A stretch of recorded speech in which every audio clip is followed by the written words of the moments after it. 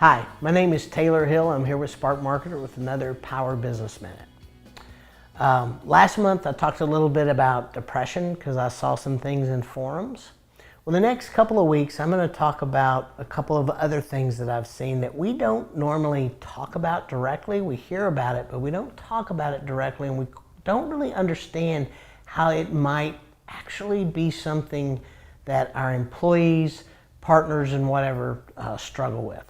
So the first one is post-traumatic stress syndrome. We hear about it all the time and associated with military and our vets that come back. And a lot of those guys have extreme versions of PTSD. The thing I want you to know is when you start talking to people who are in counseling and that do the work of counseling, what they tell you a lot of times is there's a lot of PTSD that happens when something happens to people when they're younger or young adults. So just to give you some examples, some horrific examples, people who are in fires, that survive fires, a lot of times, don't sleep because they're afraid that their house is going to be on fire. You've got people who've been raped, have all kinds of anxiety and struggle with thinking that it's going to happen to them again. But there are some lesser things that happen. And I'm going to give you an example of something that, in my mind, is very silly, but it's very real. And the reason I know this is because it's mine.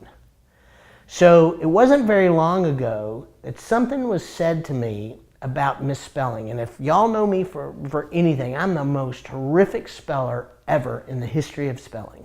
Seriously. So I had somebody call me out pretty strenuously on some of the things that I had written and the spelling involved. And the way they did it was not very kind. My reaction was definitely not kind. And I had to do some real soul searching of why that particular thing happened inside me and why I was so angry at that particular moment. Because the honest truth, when I went back and saw what had been said, it wasn't near what I had taken it. I took it to a level that it shouldn't have been. So I had to do some soul searching, but I really went back, and there was a time when I was 12 years old, I took a spelling test that I had studied hard for, and I made a 0 on that test. And that teacher not only shamed me in front of the class, but took my test to my dad, who happened to be the principal of my junior high, all right? And my dad shamed me in front of my mom and my brother, and for the rest of the year, I had to undergo unbelievable spelling test checks all the way through the week before I had the spelling tests on Friday.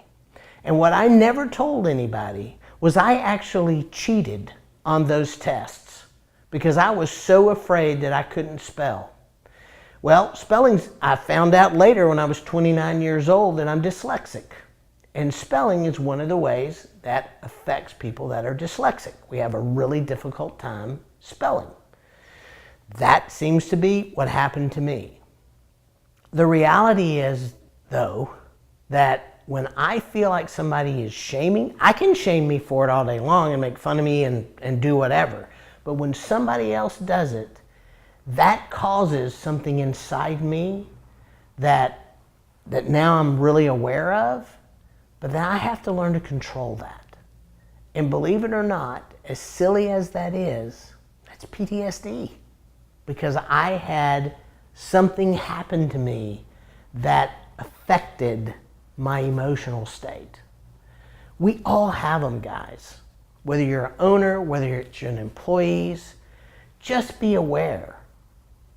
Anytime somebody needs help, if you can offer to let them go to counseling, let them talk to somebody that is way more equipped than you are to handle these things, what you're going to end up with is a healthier staff, a healthier you maybe, and a healthier company. And those people are going to know you care about them and that you're suggesting that they go get help. And once they get help, they're going to stay with you because they know you care. So that's how I feel about some of the mental things that we go through, both as owners and as with our employees. And I just think the more help that we can give us all, the better off we'll all be. And we'll see you next week for another Power Business Minute. And we're going to talk about one more thing, and then I'm going to get back to happy after that, I promise.